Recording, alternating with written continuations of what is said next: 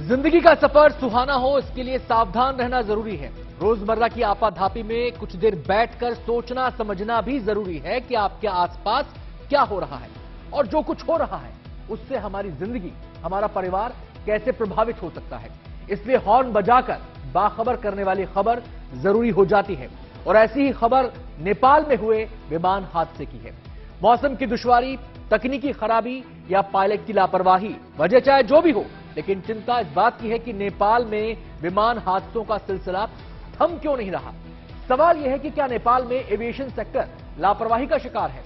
नेपाल जाने वाले बेहिसाब सैलानियों को देखते हुए इस सवाल का जवाब जरूरी है और साथ ही जरूरी है इसे लेकर हॉर्न बजाया जाए।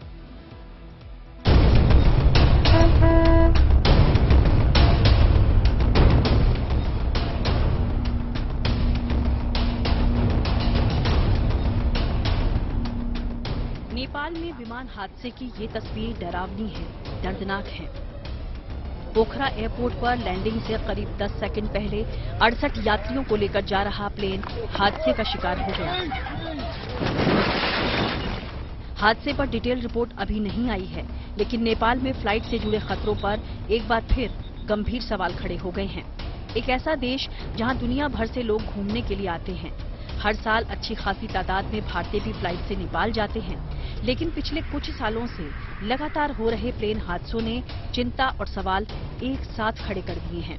इसीलिए जरूरी है कि इसे लेकर हॉर्न बजाया जाए।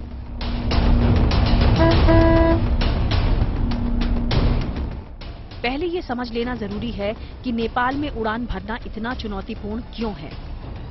जानकार मानते हैं कि पहली चुनौती तो भौगोलिक ही है, यानी यही दुनिया के कुछ सबसे ऊंचे पहाड़ होने की वजह से विमानों को टर्न लेने में कठिनाई आती है। दूसरी, पहाड़ में पल पल बदलते मौसम के कारण पायलट्स को विमान नेविगेट करने में मुश्किल आती है। कई बार बर्फबारी से रनवे खतरनाक हो जाता है। ऐसी चुनौतियों से निपटने के लिए अच्छी तकनीक वाले नए प्लेन की आवश्यकता होती है, लेकिन नेपाल में ऐसा नहीं है। रविवार को जो प्लेन हादसे का शिकार हुआ वो 42 साल पुराना मॉडल था। नेपाल के पुराने प्लेन में आधुनिक वेदर रडार नहीं होते, इसीलिए पायलट को रियल टाइम में मौसम की जानकारी नहीं मिल पाती। मौसम खराब हो तो उसकी समस्या बढ़ जाती है। इसके अलावा अनुभवहीन पायलट और बगैर ट्रेनिंग वाला सिविल एविएशन स्टाफ चुनौती और बढ़ा देते हैं। यानी एविएशन के मामले में भौगोलिक चुनौतियों से निपटने के लिए जो इंतजामात किए जाने चाहिए वो नेपाल में नदारद हैं। नेपाली एयरलाइंस का रिकॉर्ड इतना खराब है कि यूरोपीय कमीशन ने उनके ऊपर 28 देशों में उड़ान पर प्रतिबंध लगाया हुआ है।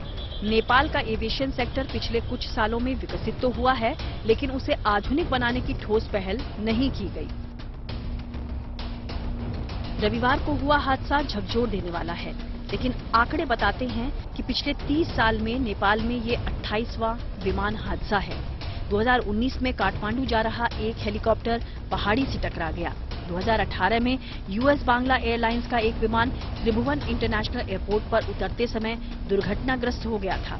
2016 में पोखरा से उड़ान भरने के 8 मिनट बाद एक प्लेन लापता हुआ और बाद में क्रैश हो गया।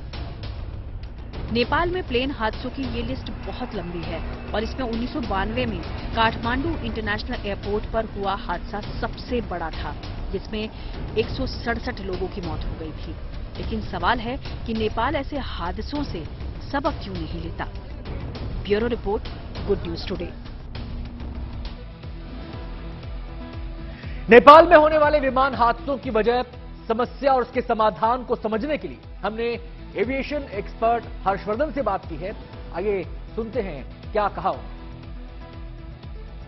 वहां पे खाली रनवेज में या एयरपोर्ट पे इन्वेस्टमेंट से काम नहीं चलेगा। आपको पायलट ट्रेनिंग पे खर्चा करना पड़ेगा, जहाज की मेंटेनेंस पे खर्चा करना पड़ेगा, नए जहाज लाने पड़ेंगे। अभी जो जहाज हो गए बहुत पुराने हैं। आपने देखा अभी जो जहाज भी हादसा हुआ वो 15 साल पुराना था।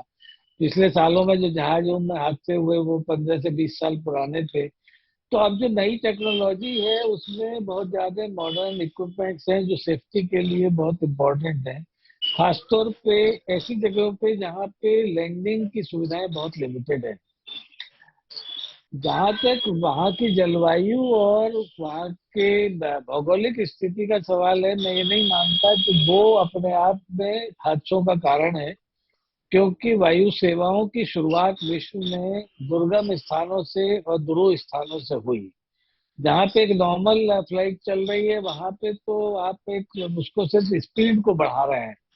जहाँ पे एविएशन का जो मेन रोल है वो उन जगह पे जहाँ पे आदमी की एक्सेसिबिलिटी इजी नहीं है। तो मेरा मानना ये है कि अभी वहां पे खासतौर पे पायलट्स की ट्रेनिंग और उनके जहाजों के रख रखाव, पुराने जहाजों में स्पेयर्स की भी प्रॉब्लम होती है, जो स्पेयर से आसानी से मिल नहीं पाते हैं। और ये बहुत पुराने कुछ जहाज वो वहां पे प्रयोग में आ रहे हैं, तो उनमें अपनी व्यवस्था में एक आमूलचूल परिवर्तन करना पड़ेगा। और जब वो स्थिति आपकी सुधरेगी तो सेफ्टी स्टैंडर्ड अपने आप इम्प्रूव करेंगे।